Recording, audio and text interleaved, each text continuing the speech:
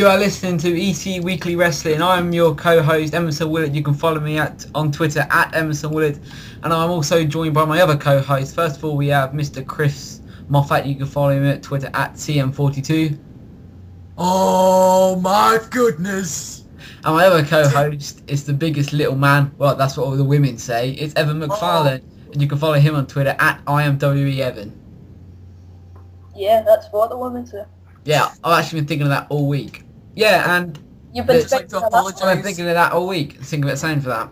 Yeah, I'd just like to apologise for that awful start there. And if you can guess the theme,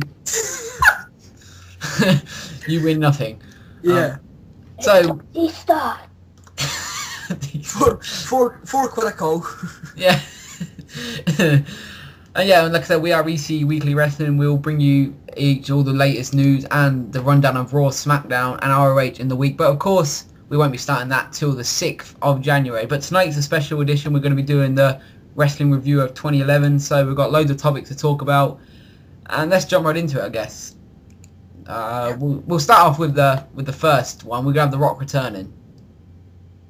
I think it's safe to say that's the major one of the year, don't you think? Yeah, definitely one of the biggest ones.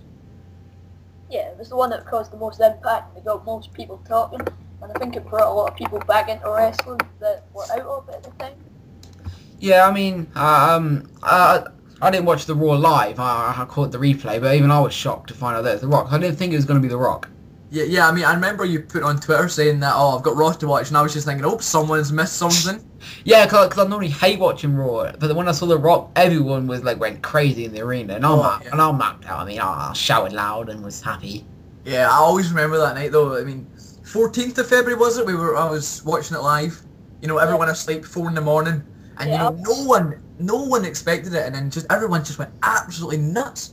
Yeah, when I started texting you, I was like, Yeah, 4 in the morning, here's Evan texted me. And the thing is, though, it wasn't just the return; it was the promo he cut afterwards, saying, he's never gonna leave again. Which, I mean, I mean, I don't expect him to be there every week, but do you think he hasn't left us, or do you think he's gonna be there for good, or? Well, so I've noted a couple of things down as well, and especially for this, you know, I wish he'd just hung around a little bit more. I mean, he's been coming in 4 or 5 times this year, other than the actual feud going on with John Cena. But I mean, see if he was just even to drop in every month or so, it'd be awesome. Then he'd actually show that he's not left or whatever. But some people, I will hold that against him though, going into Mania. Yeah, and also the thing is, though, he will say this, that he's already done all the hours John Cena's put in. We know that John Cena mocks him with the "I'll bring it be a satellite" thing, but it'd be nice to see Rock there every week. But would it be special if we saw him there each and every week? Yeah, good point. But it'd be nice to see him out floating about, you know, insulting everyone. Yeah, I mean, it was great to see him return at Survivor Series. We'll touch on that a little later.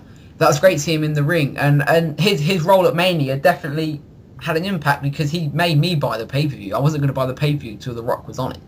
Yeah. Did you guys buy the pay-per-view? I did buy the pay-per-view, but I wasn't there just to see The Rock. But, you know, it was a slight disappointment about, you know, the biggest WrestleMania of all time, which clearly it wasn't, but, you know. Evan, have you got anything to add? Because you've been awful quiet. well, I couldn't get a word in edgewise, you prick. No, not really. I bought Survivor Series because I wanted to see The Rock. That was the main reason. Oh god, I didn't buy Survivor Series. Neither did I. Oh god, no, I bought WrestleMania and I wanted my £15 back. Well, true enough. But I suppose we got on for that. Yeah.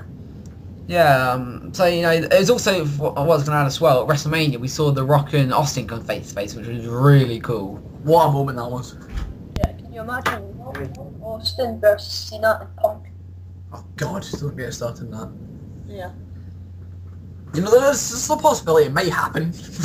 I highly doubt it, but Yeah. It'd be good if it did. yeah. How many buys would they get for that? Oh god. That'd be unreal. While we're on this topic here, do you guys think CM Punk versus Austin will happen? No. No, it won't happen. It'd be Punk Jericho. Well, yeah. Surely, but it'd be great to see Punk and Austin. Yeah, how many people, though, would want to see that match? Could you imagine if it was at Mania 28, you got That's... Rock Cena, if you had Austin and Punk, and Big Show Shaquille O'Neal. Big Show, Big Show and Shaq.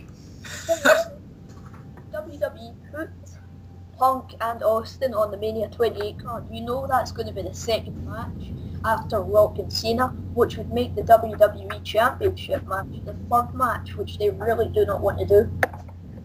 No, they cannot put that WWE title match on last. They need to put Rock and Cena on last. No, I mean, yeah, that's what I mean. Like, I mean of importance, not actual position on the card.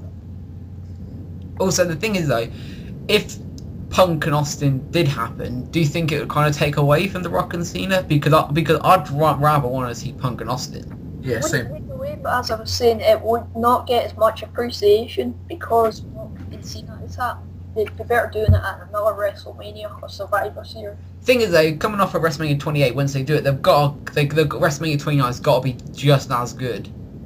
Yeah. Because you can't go from having the Rock and Cena to having Ziggler and Bryan in the main event of the next year. The thing is, which of those two matches though, of Austin, Punk, and Cena Rock, would people consider the biggest dream match though? How would people react to when? Surely the Rock and Cena. Well, yeah, I know, but I mean, one that sort of, when people would talk about the most in the following months, what would it be? You know what I mean? Yeah, I mean, there's no doubt, but I don't think we'll see Punk and Austin. I just don't see it happen. No, with the January 2nd thing, it's clearly Jericho. Well, we'll touch on the January 2nd thing now if you want. We'll just give our thoughts on it. Honestly, I think it's Shane and Stephanie McMahon. That's who I honestly think it is. Well, why? Well, first of all, it's a girl, so that kind of gives me an incentive that it's going to be Stephanie. And then I thought of it being Jericho, but then I thought it's too obvious to be Jericho. I think it's either Jericho or Funaki. That'd be brilliant. Wait, we should have used Funaki's theme to introduce the show. Ah. How did we not? Oh my god. Douche. I'm still got Jericho in my mind though for that. Oh yeah, maybe. I mean, he's carry on. You can. No, I wasn't talking. I was just undermining Chris. No, I was going to say he said that in one of the promos. He said he wants to take back what is his. I think he said that the little kid in one of the promos, didn't he? Yeah, something like But that. does that mean Jericho wants to take back what, as you Chris pointed out earlier, that what Punk has took away from him? You said about explain what you said earlier. You said about the Punk and Jericho thing. Yeah, I mean, Punk is basically taking over. What was Jericho saying just before he left? I am the best in the world at what I do. What is Punk just, brought out now? Best in the world! Yeah. And what I think they said on that RBR thing was that, you have to look at Punk as the little girl and Jericho as the guy who takes a break, but the girl tries to do everything himself, but completely fails. I mean, carry on, sorry. No, that's fine. I was going to say, until you brought that up, I didn't even look at it like that. But now you brought it up, you can see the comparisons between it. And could there be any, thought about it possibly being Goldberg? Nah. Because there was an interview in mid-2011 when he said that he would be returning late 2011, early 2012 to wrestling. It'll be good to see him come out, but then it'll sort of be like the Ultimate Warrior's return, where it'll just be terrible. Everyone hyping up Ultimate Warrior's return. They'll have a match that lasts 12 seconds at WrestleMania. Ugh. Do you have a say on it, Evan? It's not Goldberg, because if it was Goldberg, there would not cryptic messages. It would Well, it could be a new Goldberg. Goldberg is in a suit, something like a calculator. With glasses on. Yeah.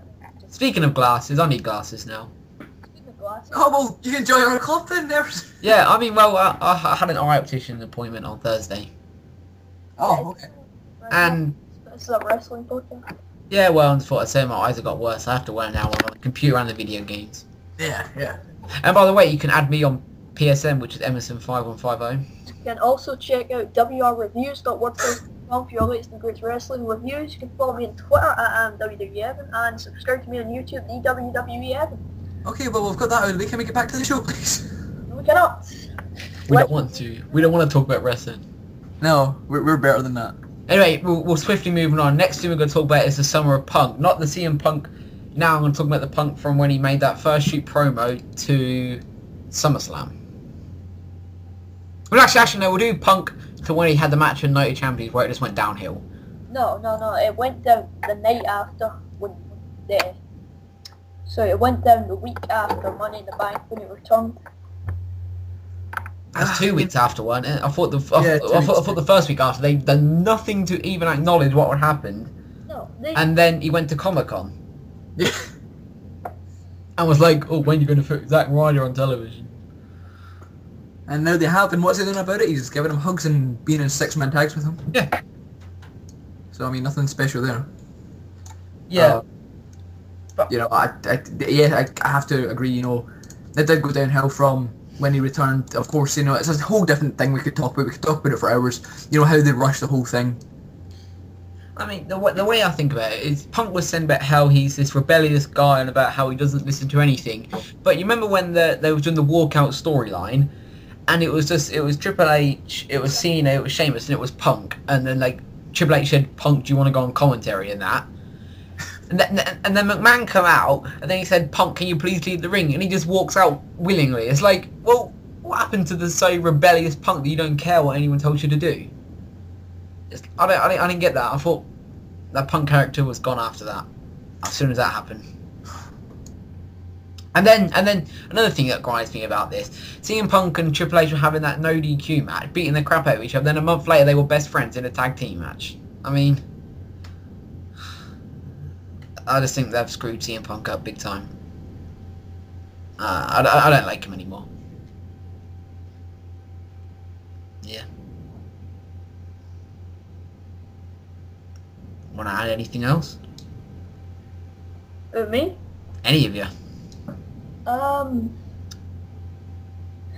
I don't think so, to be honest. Chris? Chris? Hello? Yeah, you suddenly wasn't talking. Yeah, the mic went off. Technical difficulties. Yes, sorry, I'm back now though. Yeah, we're just talking about the Summer of Punk and about how Triple H and CM Punk were having that big brawl at Night of Champions in the next pay-per-view. They win a tag team match. Yeah. Best friends. Yeah, I know.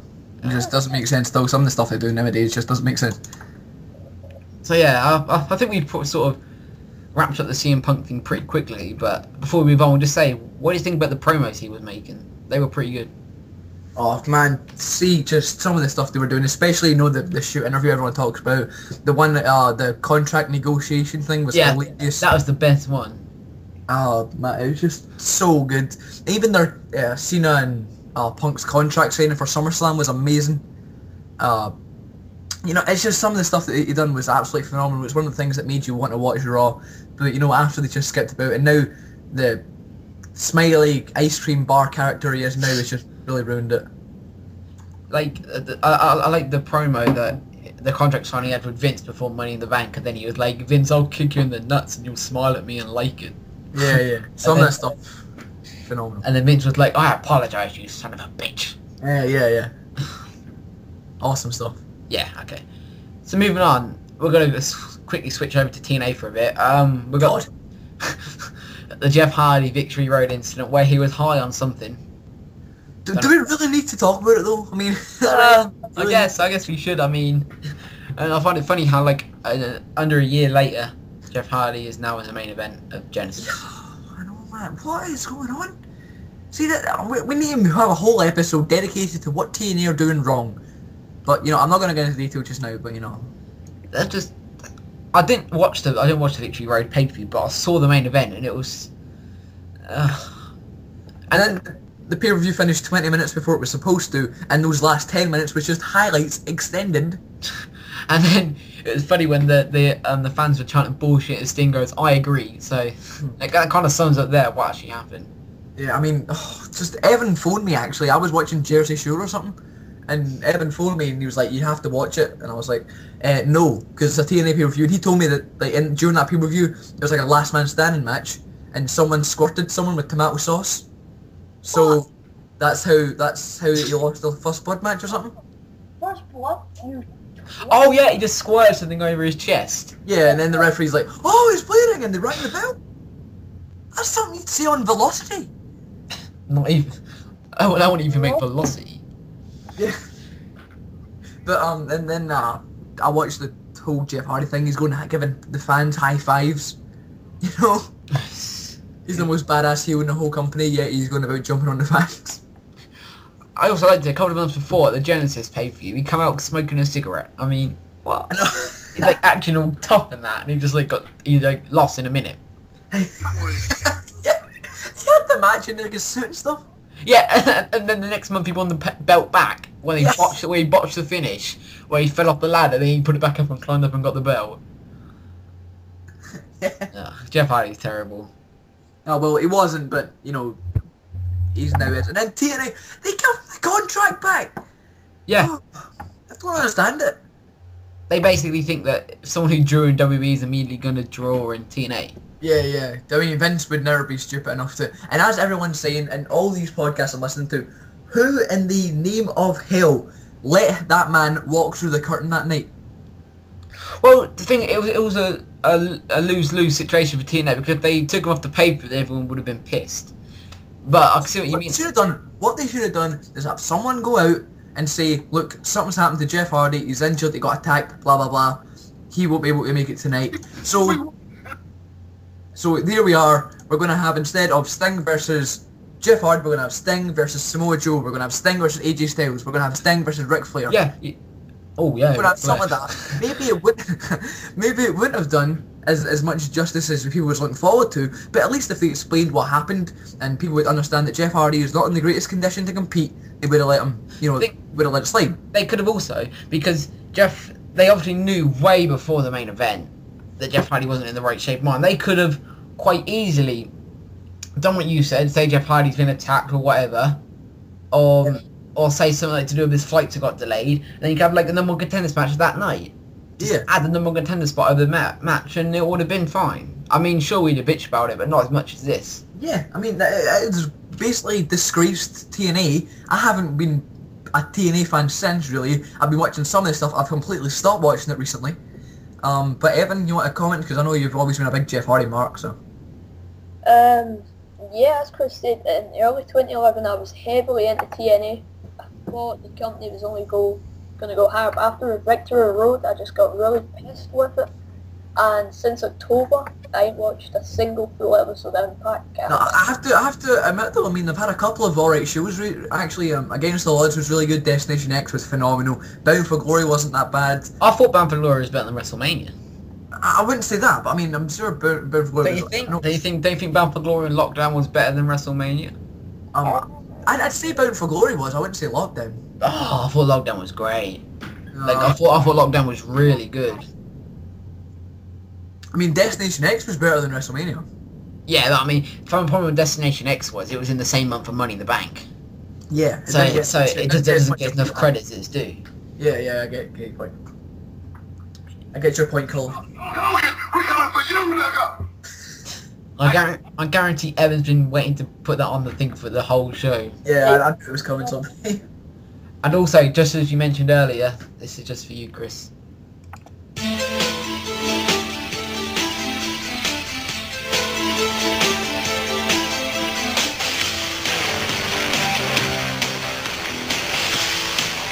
It's Funaki's theme.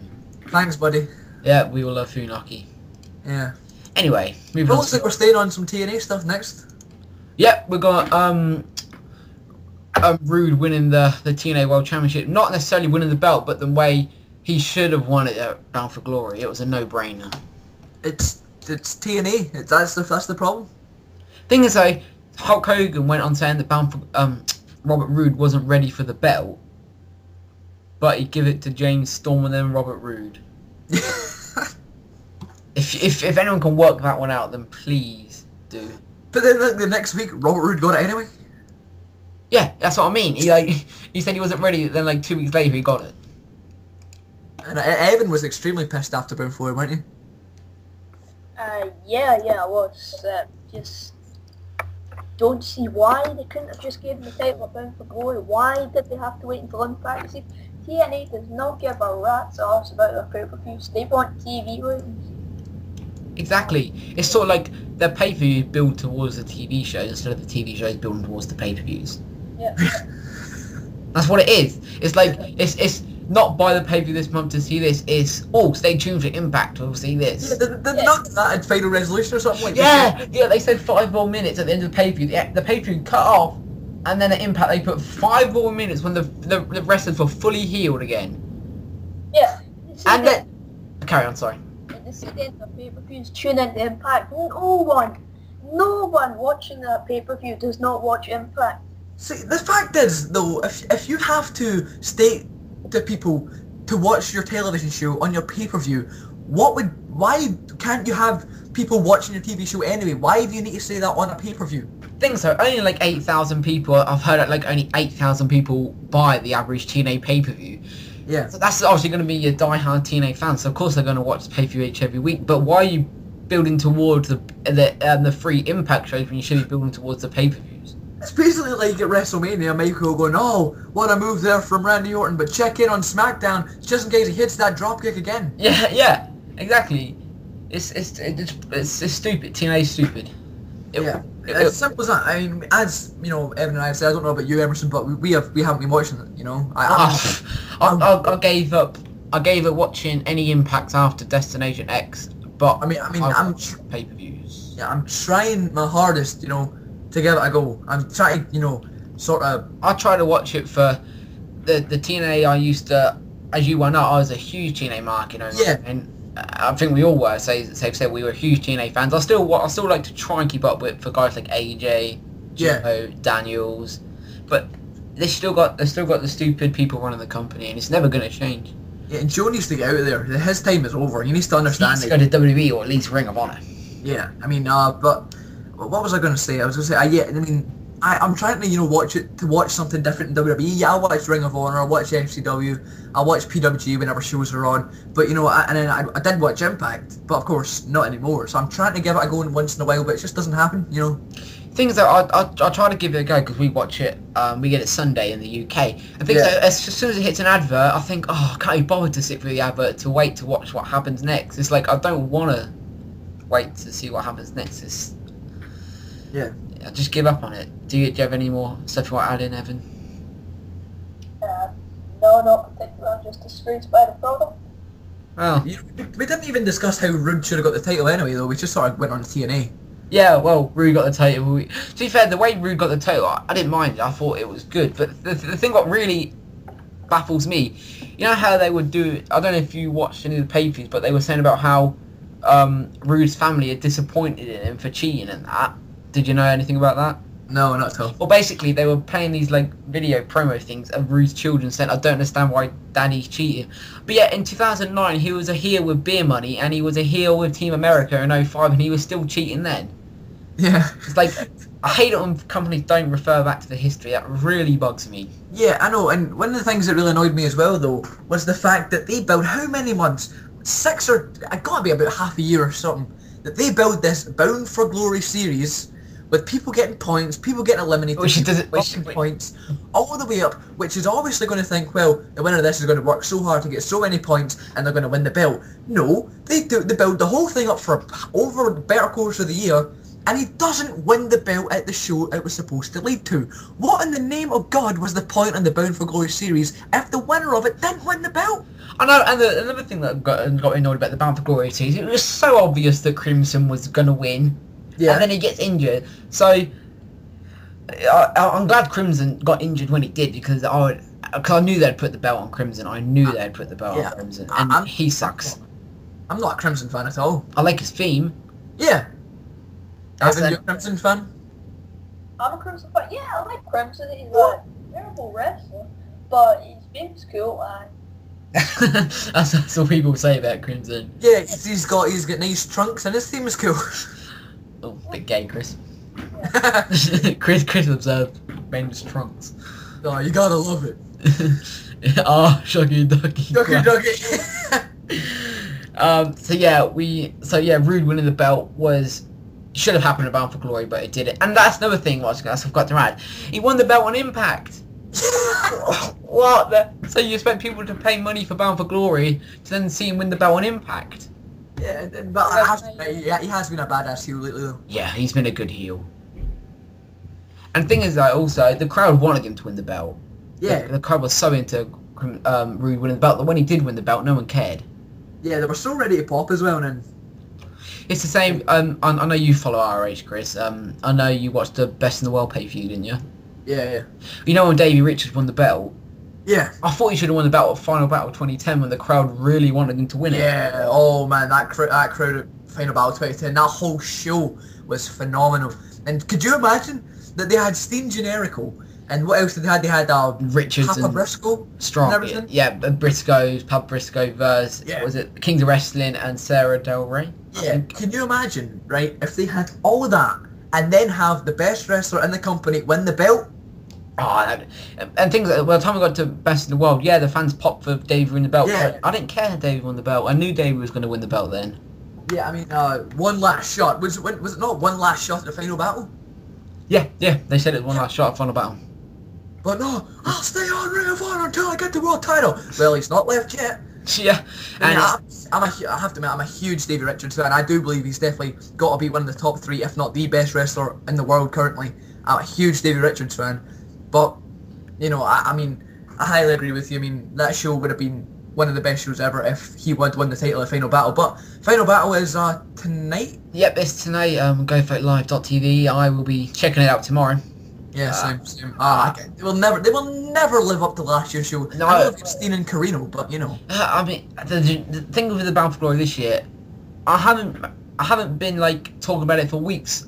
I want to watch it. Like last year, me and Chris were just like, couldn't wait for Bound for Glory. No, fuck, not Bound for Glory. We couldn't wait for Final Battle.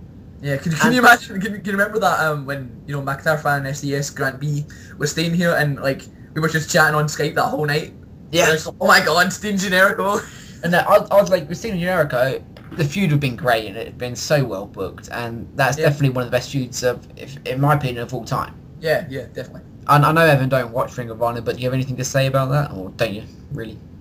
Well, Steen Generico was one of the only ROH. It actually was the first ROH match I ever watched, and you know I loved it. But I don't follow ROH's product, but I check it out from time to time. It's definitely the best wrestling you can find on a promotion. Right Yeah. now. You can say that, but you know they have compared to 2010, they have been extremely disappointing this year. Oh god, yeah. I mean, the storylines have sucked this year in Ring of Honor.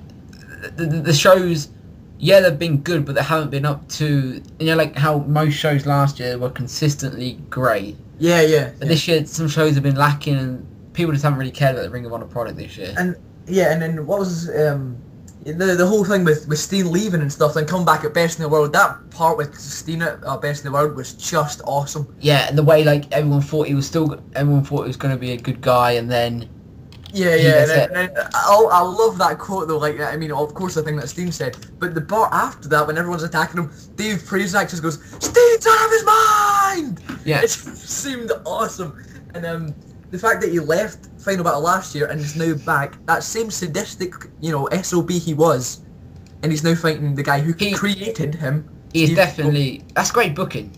Yeah, it is. It's fantastic booking, and I mean, WWE should look at that and say, next time we're trying to book an amazing feud, e.g. CM Punk, let's make it a little bit longer and let's make it something that fans will care about. I've just got the video up of Incoming Steam return to Bound for Glory.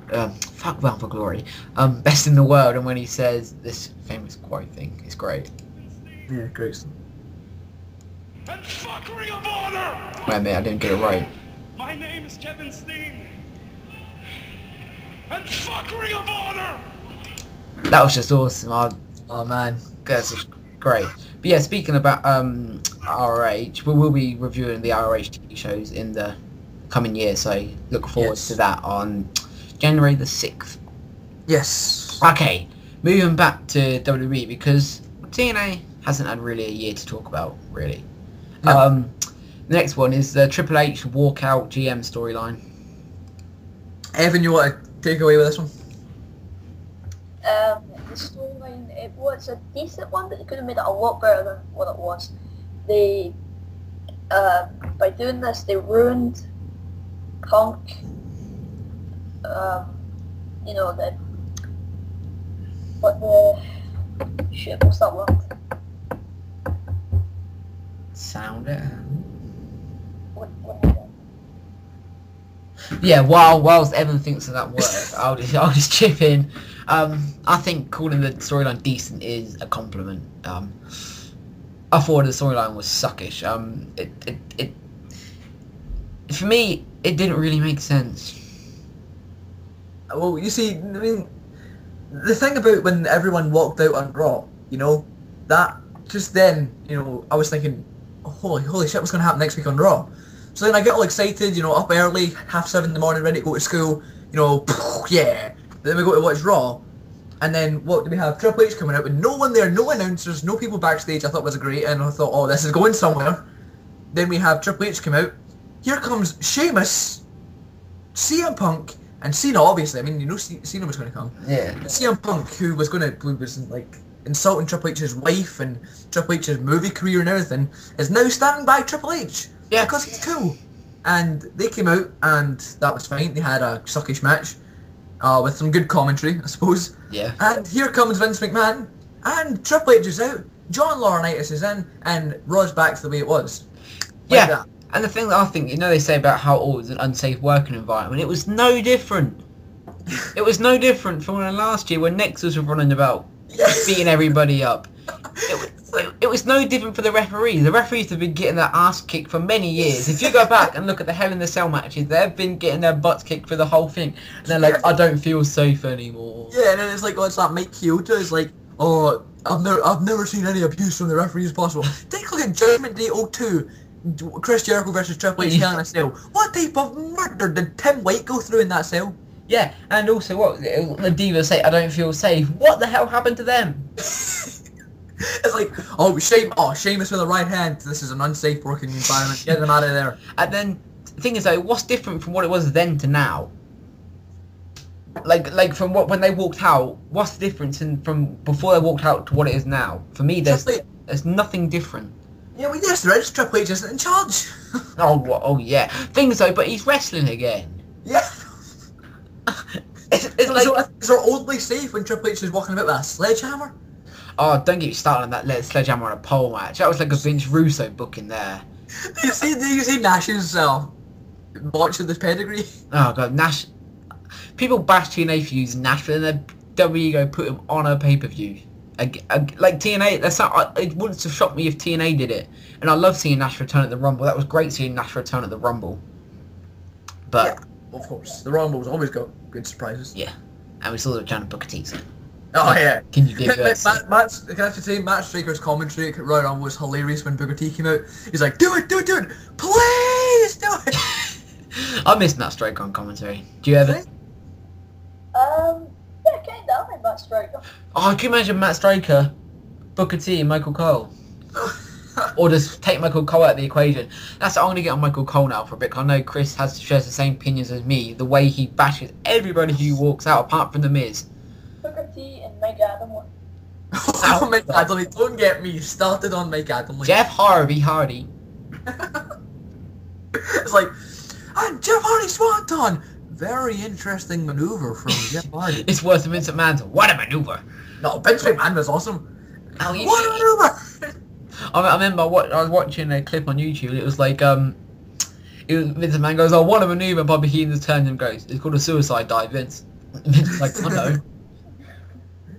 Oh man, what a maneuver! The best one was when CM Punk did it. It's like, give it up for the chairman of the board, Vince McMahon. Yeah, what a maneuver! Yeah. You know, he did that in commentary. Punk, he was like, what a maneuver! Evan, we go say something. What? Were you gonna say something, Evan? To myself. Oh, that's weird. Yeah. Oh. Yeah, so Michael Cole, I know that. Did you not say anything on the matter, Chris? Because I know that, you know, whenever Daniel Bryan comes out, it's like, oh, here comes that nerd. Yeah, I mean, it doesn't make... Even just the commentary between Jerry Lawler and Michael Cole does not make sense. Like, now before, like, they come out and sort of say, like, up next and something, they show, like, a clip of what happened the night before the pay-per-view. So they show Daniel Bryan cashing in, and all Jerry Lawler is like, oh, what a moment it was, I'll never forget that night. Daniel Bryan is the new World Heavyweight Champion. Then he comes back from commercial. Here comes Daniel Bryan. Jerry Lawler goes, "Oh, what history he made last night." But okay, everyone's like, "Oh, brilliant! Someone cashed in Money in the Bank." Next thing you hear, "Oh, look at this dork!" Yeah, You know what I mean? And then they expect us to take Daniel Bryan as a credible champion when you even got the commentator taking the mick out of him. Yeah, and then Zack Ryder as well. Ziggler comes out and he's like, "Oh, I want my title back," and then Ryder comes out and Michael Cole's applauding the heel, which everyone's like, "Oh, well done, yeah, heel Ziggler, hashtag heel." Yeah. And then Ryder comes out and he's like, "Oh, here comes Zack Ryder," but no, what do you hear? "Oh, look at this goof! Internet champion in a 64-person battle royal," or whatever they say. Thing is though, it's also Michael Cole bashes them, and then Jerry Lawler doesn't say anything to try and defend him. He just goes, "Shut up, Cole." Yeah. Or How about a fistful of face? yeah, he doesn't say anything to defend him. So it's like, even though that Michael Cole's bashed him, at least he could, at least try and defend him. Do you have anything else to say, Evan, on the Michael Cole situation? Not really, no. It's just, he needs to sort of calm down on the. Yeah, he should definitely help them get over. That's his job. Help them become like people who people care about, really. Things that I don't mind Michael Cole being the heel commentator, but I don't want every time Daniel Bryan comes out or someone out to see him to go, "Oh, here comes this nerd." Yeah, and the fact that he's World Heavyweight Champion, the fact that he won Money in the Bank, he still calls them a nerd and a dork and a hypocrite, which he is. But I mean, if you want us to believe in the world champion, you've got to at least make us believe. He's got to make us believe. Because for me, it doesn't seem like the WWE and Michael Cole don't believe in Daniel Bryan as a world champion. That's why they're taking the mick out of him. I think that's what they're doing. I think, again, it was a bit too soon though for Daniel Bryan. He's not big enough, I don't think. But I don't think he's over it as much as he needs to. And yeah, I don't really know what to say about that, really. Okay, we'll move swiftly on. We've got Daniel Bryan cashing in Money in the Bank. I don't know what to say about this. Evan, do you want to talk about this? No, he does not. No, apparently not. How rude was that? Evan is messaging us. Oh, okay. Well, looks like it's going to be a two-man show now. That's what she said. Apparently Evan's got to go vomit. Yeah, we'll just tell you all the messages he's sending me. "Do you guys want to finish the show? I need to barf." I sent a message saying, "Why? Going to vomit?" Well, fuck Evan. Yeah. Well, it's an Emerson. Hey there.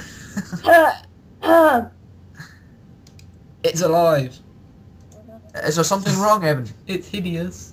No, I have to be brutally honest, I cannot be bothered with anything. He's adorable. Oh, bless him, it talks. Okay, well, let's just continue, shall we? Well, Evan, if you want to go, then bail on us. Yeah, that's fine. But when we're got a TV show, you can't come calling back. Yes, we'll be having a trampoline wrestling match, and you'll just be sitting there calling it. Yeah, bitch. Yeah. Okay, Evan. So we'll talk to you later. How long do you plan on doing? Longer? I don't know. Okay. Well, do you just want to sit there and add anything if you want? Right, I'll stay on for now. Okay. Okay, back to topic. Okay, we're on Daniel Bryan, right? This is the great first show. Yeah, it's fantastic. I mean, it's going alright. It's going alright. Just Evan, if you be sick, just make sure you've got a camera rolling. Okay. That's the worst impersonation of someone being sick. Blah. Worst. Okay, right. Daniel Bryan cashing in. Go. Yeah. Basically, the story is, I was watching TLC, skimming through it. Don't really care. I'm going to watch it all when I come home from school anyway. Just sort of flicking through it just to see the results, just to see the main spots. And I get to Big Show Mark Henry. Vroom, don't care a thing about it. But the match is already over. So I'm like, oh, awesome! Big Show won the title. I quite like Big Show. That's quite nice. But then I realised to go to the next match. But I hear again, and the new. I'm like, oh. Pause it. Go back. What happens? Rise of the Valkyries, whatever the name's called. Oh my god! 7 in the morning, jumping up and down. The only thing I can think of when Daniel Bryan's team comes out is a Christmas song. Yeah.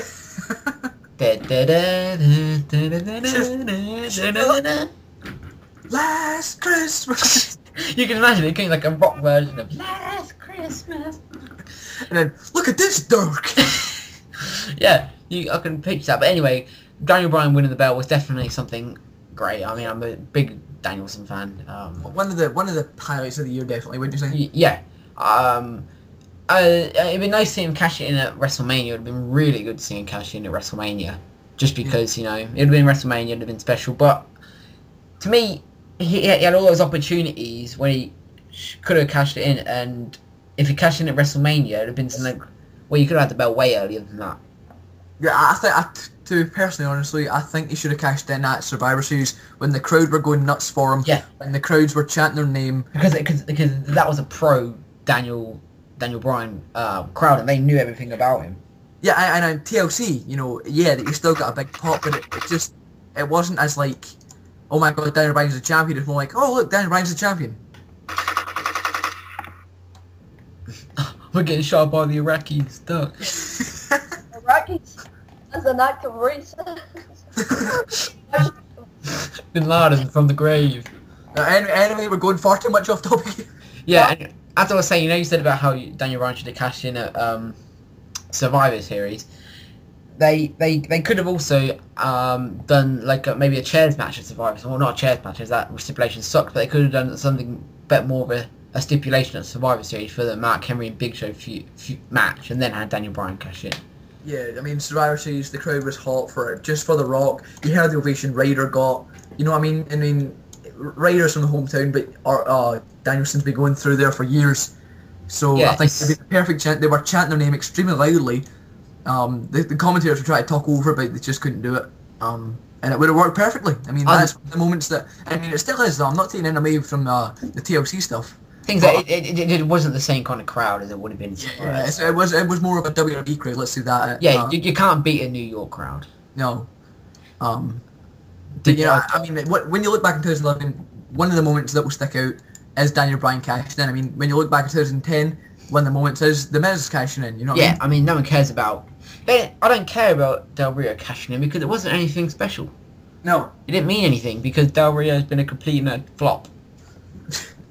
It's that. That's been fun. Evan, did you want to add anything in about the Daniel cashing in? Not really. It's just it came out a surprise, but I'm glad that they did it now because apparently they wanted to cash in at Elimination Chamber, which I would not have liked. Ugh, that's like... It's just a rehash on Edge. Basically. It's already been done, isn't it? So. Yeah. Also, it's nice to see that someone actually cashing in. It's nice to see that Del Rio and Punk cash in on pay-per-view because you had... Swagger. You had Swagger cash in on SmackDown. You had CM Punk a couple of years before cash in on Raw, if you remember. You had Edge cash in on SmackDown against Undertaker. I just think the cashing should be at a pay-per-view. You know, I just thought there, we haven't written this down to talk about, but what about the Randy Orton Christian feud? Ah, my goodness, that was great. Oh, great feud. But yeah, I don't see why they changed titles on SmackDown, to be perfectly honest with you, because it's taped, everyone knows. But I mean, if they could waited for any time, I mean, why not wait for a pay-per-view? But you know, that's well, they could do. I'd like to see SmackDown go live every single week on a Friday. Yeah, don't see why they wouldn't do that. I mean, they do that Raw. I mean, that makes Raw extra special. Yeah, things like that. I don't know about you, but I'm disappointed when Raw's not live. Yeah, I hate it when Raw's not live. You can tell it's not live. Yeah. Also, going back to Impact, don't you find it funny when they pipe in the boos and that? And it's like the crowd's just stood there still, yet you can hear a big boo. Yeah. And the crowd are going absolute nuts, but the crowd are just like, you know, even in the front row, they're just standing there like, with their hand on their face, like, what the hell are we watching? Yeah, I saw a picture of some posted on Twitter. There's some dude sitting there watching Impact, and he's got his iPod out, and he's got like a gun on it, and he's putting the gun in his mouth. That's quite funny. Yeah. I would have checked. Oh, I was thinking this earlier. Could you imagine, just going off topic here, could you imagine if this started playing while you was asleep? Yeah, I saw your tweet. Oh man.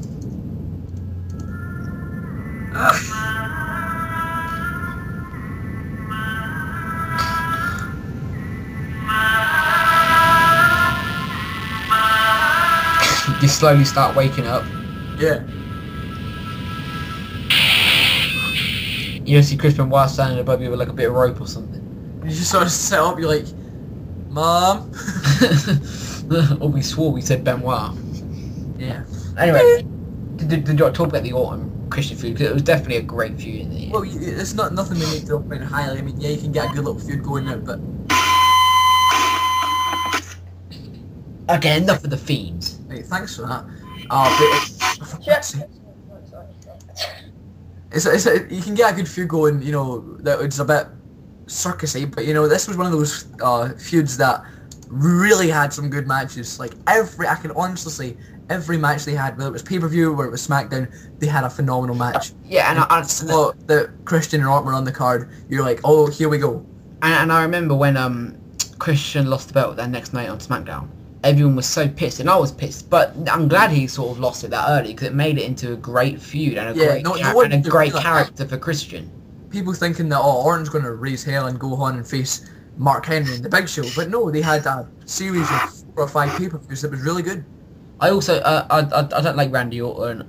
I never really liked Randy Orton apart from his Legend Killer days, but I've got to give him credit. He has definitely improved as we progressed in 2011. I mean, his match at Over the Limit was great. His match at SummerSlam was great. His match against Wade Barrett at TLC was good. His match at Survivor Series was good. His match at Mania was good. Yeah, I mean, he's understanding now that he is one of the main stars. I mean, next to John Cena, he's the one who's getting, you know, a lot of merch bought. He's the one that the kids are marking out for at the shows. So he knows that, and he's thinking, right, this is my time to show that I can work really well, and he's been doing that over the past year. Yeah, 'cause I remember reading when he was facing Punk at Mania, I heard that he was really pissed that he wasn't like a couple of main events. I heard he were like... Me and Evan did a review and we mentioned that, and then Evan quoted you and everyone was like, Emerson. But, you know. Oh, okay. Okay, we're moving to the next point. Yeah, it's my favourite one, Alberto Del Rio being a flop. And as Chris quite asked me, what is a flop? A flop is someone who's disappointment. Well, you see, there's something I didn't really reply to you on Skype because I wanted to save it for this. I wouldn't say he was a disappointment.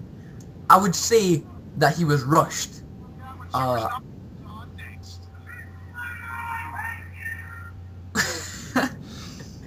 wouldn't say that he was a disappointment. I wouldn't say he was a flop.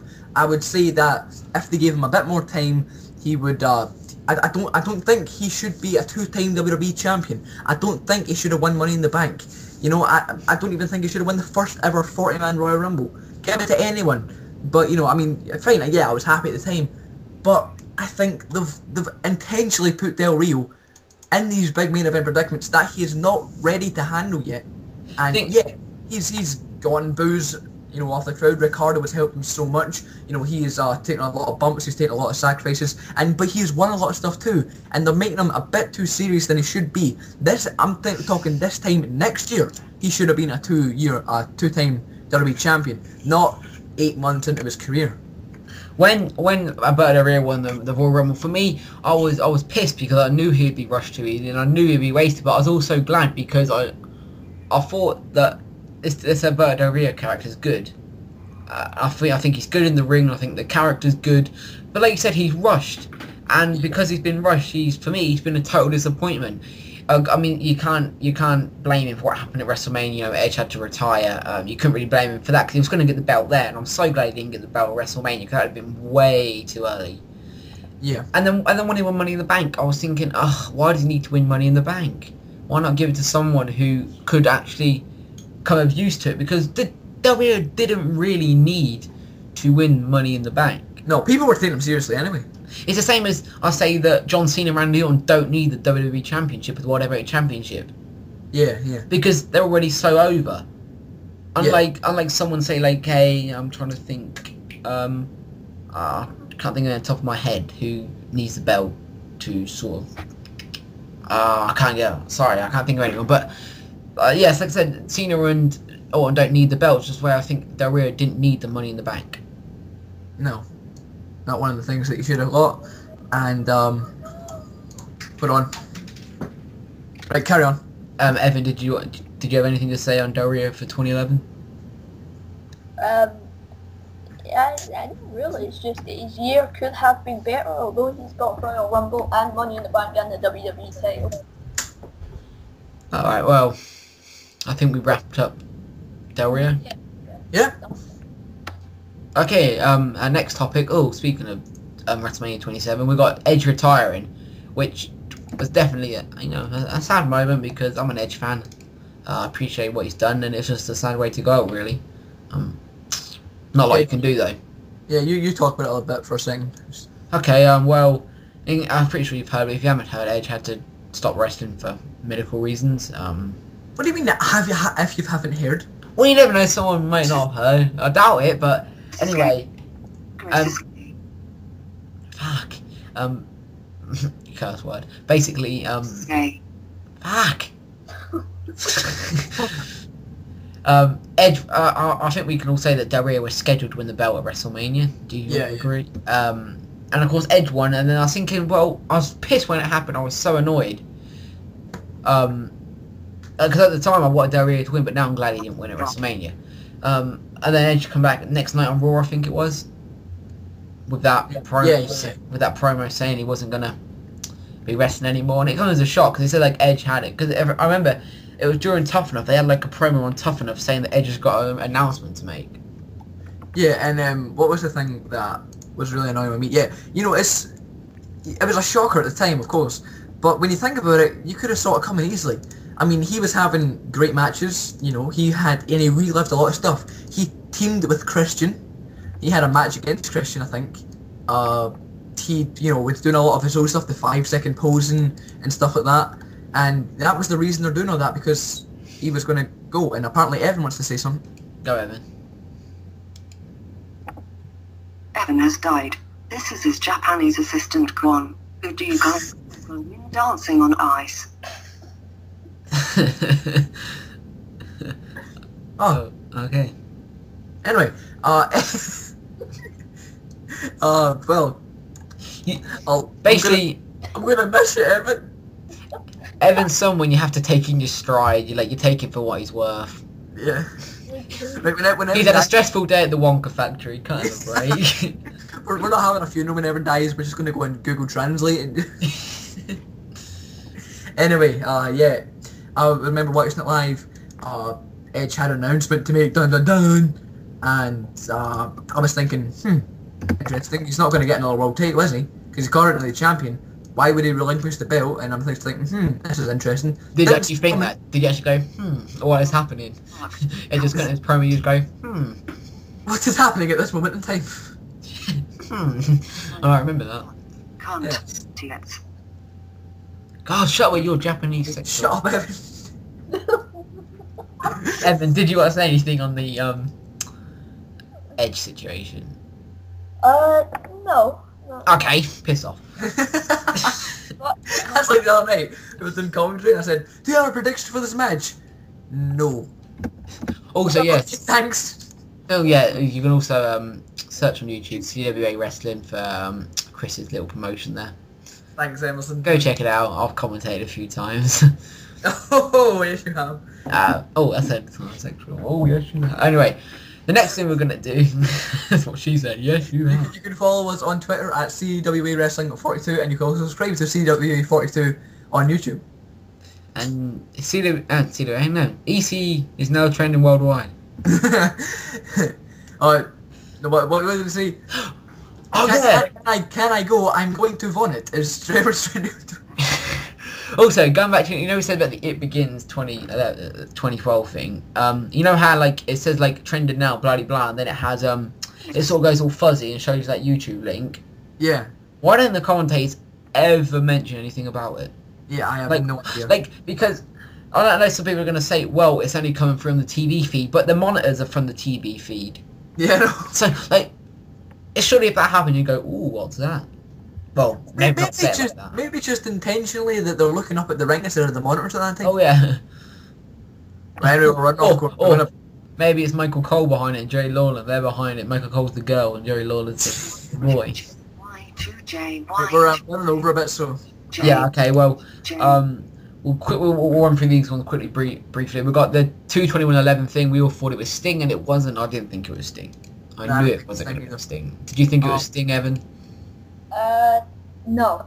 I didn't think of Sting because I knew Sting would stay with TNA. He'd been offered by WWE in the past, and if he was the world champion, then yeah, he was the world champion. No, he was going to be the world champion. There was no point in him. Well, we made the wrong choice then with TNA because then he was responsible for the Jeff Hardy incident that same month. Dressing up as a bad version of the Joker. Yeah. Like a terrible version. Oh man. But There's another person for that 2nd of January thing. Could be Sting. Nah, actually, you say that, but some sort of words, I can't remember what it said, my friend put this, but if you unscramble, not the It Begins 2011 thing, there's something, I can't remember what it was. If you unscramble some words, it say I be Sting, but... Yeah, I saw that, yeah. Yeah, I'll post that on Twitter, bitch. Yeah, so I knew it was Undertaker. Yeah, I mean, it wasn't a surprise that it was Undertaker, but I have to say, lying up on my couch on that Monday morning before I went to school, and then seeing it was Undertaker, I was like, oh yeah, I knew that was coming. But then when Triple H came out, I have to admit, that took me off guard a bit. Yeah, going back to the 2011 thing, when the first promo aired, the first one, I thought it could be Sting, but surely not. But then when the next one aired, it's like, there ain't no grave, on my body. Yeah, that gave it away for me, 100%. Yeah, I mean, why... Did no one know that Undertaker came out to that song before? Yeah. Anyway, yeah, speaking of that song, didn't they dub that song out of the WrestleMania entrance? Yeah. And then they dubbed out the Triple H Metallica theme as well. Because they went all cheap and thought, well, we'll pay it for WrestleMania, but we're not going to pay it for hashtag DVD. WWE. Yeah. Oh, next thing, the best thing, Booker T on commentary, the best thing in 2011. See, can I just say, everyone, that if you are now listening to this and you're saying, oh yes, we're going to talk about Booker T, it was actually me who brought it up. Yep. So I saved everyone. Legit. Just from the thing, like, some of the things he said is just, honestly, he keeps me interested in SmackDown. Yes, Mr. S can say something, Evan. Okay. Why would you speak? Hold on. Evan's like the annoying little brother you never want. You're going to talk for a minute. Okay, well, Booker T, he said some famous stuff like, shucky, ducky, quack, quack. Oh, one of my favourite ones, he just got caught up in the lights with the greatest of ease. He said everyone's in his top 5, everyone who walked through the curtain is now in his top 5. It's Faye 5. Faye 5 it, my Faye 5, Debra, my boy. I like it when he gets, I could speak for hours about Booker T. Yeah, you can clearly see he gets aroused when Daniel Bryan comes out, my boy, D-Brad. Speaking of Booker T, do you remember his little stuff he done with Gold Dust? Yeah, and that's another thing I always wanted to mention, I forgot to say. People talking about there's going to be Cody Rhodes versus Gold Dust at WrestleMania. What? That'd be terrible. No, it wouldn't actually. That would be terrible. No, it wouldn't. It would. I think that it'd be a great idea, and I think when you think about it, it's a great way to do it. The fact that Cody Rhodes is, in a feud with Booker T. Who was Gold Dust tag team partners with in 02? Booker T.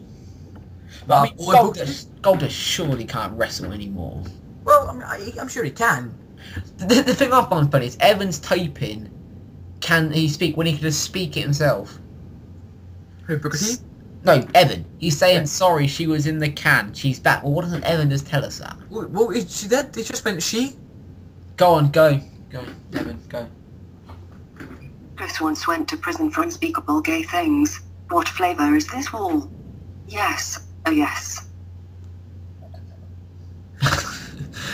Oh, my goodness. Evan's a strange kid. Yeah, he actually said he's a little brother you never wanted. Anyway, Booker T, I know you've got some of your favourites that you want to mention. Oh yeah, the bit where he was like saying about how he knows that it's Sin Cara or the little black thing on his boot. Or the bit, what was that? Yeah, I thought it was the end of the show. I had to go to the bathroom.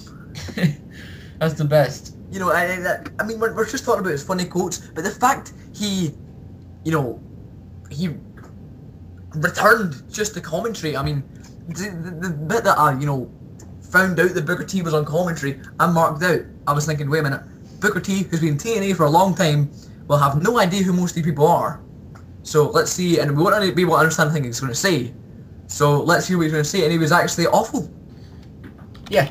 The thing of the Booker T on commentary, people won't remember his career anymore. No. Also, I like it how he just mentions he's a 5-time when he's had 6 world titles. Yeah, I know. It just sounds better though, 5-time. 5-time WCW champion. Yeah. So yeah, we'll move on to the final topic, which is probably one of the biggest of the years. Well, the one thing that I've classed definitely up there, which is Kane's return, which happened recently, actually. Yeah. Well, was you? Well, I guess you can't say you were shocked, but was you happy to see Kane return? Or? Well, of course. Well, I wouldn't say I wasn't shocked. I mean, yeah, the promos were going on, and I knew it was Kane that was coming back, but I didn't know he was going to come back at the Slammies. Yeah, I guess that's part of it was surprising. But do you think that this thing going with Cena is quite good? I mean, Cena was left off the TLC pay-per-view. Do you see something happening good from this? I see something very good happening from this. I think that it'd be nice for Cena to do a couple of little mid-card and stuff. You know, I don't want to hate Cena, but I don't love him. You know, I just... I'll just say quickly, sorry. Thing is that Cena, he can't do anything in the title picture because he's got Rocky at Mania, so he's got to do something that's gonna keep him in the main spotlight without pushing him to the world title picture. Yeah, I mean, so Kane's a good idea. Yeah, Kane stuff great. You know, I'm guessing they're trying to get Kane up there. You know, they're trying to do what they've always been trying to do, and the best thing they could possibly do, I've been trying to get them to do it for months. Well, of course, I've not been trying to get them. You've been banging on Vince's door. Yeah. Open up. I've got an idea. Put the mask back on! You got like a protest, Occupy Kane, put them up. No, but you know, I've been saying it for years, you know, they should have put it back on, and what I've been saying recently actually is what they should do is they should bring back the gimmick he had in like 02 when he first took the mask off, but do it with the mask on. Do the scary guy who walks about with a chain or whatever it is, walks about in chains because he's so dangerous, they're in security are holding him with chains, destroy all the baby faces, especially Cena, rip Cena's nose off like what he done on Raw, have Cena come back. That'd be brilliant if Cena's nose was rolling along the canvas. Have Cena like, oh my balls! Have Cena come back, hit him with an AA so everyone's going mental, but then Kane gets back up and tombstones him, putting Cena away, so he's going to be in that little storyline for The Rock, and once The Rock sort of time, Rumble sort of time comes, Kane can go feud with Undertaker, you know, he can feud with anyone he wants, because the fact he's put this mask on has gave people who's going to feud with Kane a big chance to actually stand out. People are going to want to watch Raw the next few weeks to see what Kane's going to do in this new mask. Because what did he, like, he took Cena's shirt, didn't he? Yeah, he ripped it. He ripped because I noticed when Cena come out, he had a little V cut from the top of his shirt. I was thinking, is he going to do like the Hulk Hogan thing and like start ripping off his shirt? Yeah, I know, but and then I was thinking, and then Kane ripped off, and I thought that was really cool how he ripped. Yeah, and I mean they didn't do anything with it. That's another thing. I thought he was going to throw it away, you know, thing, ha, you're naked. Sniff it. Yeah. He's pointing, going, now he's laugh. No, but I mean, then he just walked away with this. That's going to lead to something. Yeah, I think he's trying to say like, I don't care what Cena stands for. I don't know. I mean, it could go anywhere. I'm really looking forward to it. But when Kane did return, I hated the mask he had when he like walking out like a Darth Vader type I was mask. like, what in the name of Christ have they done? I actually was just about to tweet when it happened. I was thinking that mask is horrific, but then I thought, oh, I'll wait. I'll just wait the end of the Raw, and then thankfully he revealed another mask. Yeah, and the mask that he's, I think is the same one. I think it's similar. I think it's just a little different. Yeah, I think it's more red. Yeah. Yeah. It's a small rouge. Yeah. Yeah. So, Evan, did you want to just say anything about the Kane situation? Probably no, but. Can't really think of anything to say about it. Oh God. Okay. Well then. Well, he's been a joy to have on the show, hasn't he? Yeah. I mean, Evan, we definitely won't be having Evan again. I'm joking. If Evan wants to do it, then. If you want to join, message me or Chris on Twitter. Yeah, and for future episodes in 2012, I think we should do a little thing that we should have people wanting to, you know, come on Skype. We'll add them to the call, make a few points. You can, and you can speak to us, say what you want. If you have any questions, leave them as a comment or personal message us. Remember, the best Christmas present this year to subscribe to ET Weekly Wrestling. Yeah, and if you ever have anything that you want to ask us, we will do from now on, be posting on Twitter that we're starting to record, so within that hour-ish time, if you want a question, tweet us or Yeah, come definitely. Skype. Yep. So remember, I'm at Emerson Willett. No, I'm actually I said that wrong. I'm at Emerson ECE now on Twitter. Yeah, and I am at CM42TV. He's at I am WWE Evan, but you know he won't really be caring very much. If he gets any comments for him, he'll just put them in the spam folder. But yeah, so yeah, like Chris said, if you do want to call into the show, give us your thoughts, then please do, because we'd like to hear from the wrestling fans. And if you do actually want to be considered for the show each and every week, message me or Chris, and we'll give you like we'll give you an audition. A trial run, yeah. So Another. that wraps up this week's edition of DC Weekly Wrestling. We'll join you on the January the 6th edition, where we'll be running down the January 2nd Raw, and we'll leave you with this theme.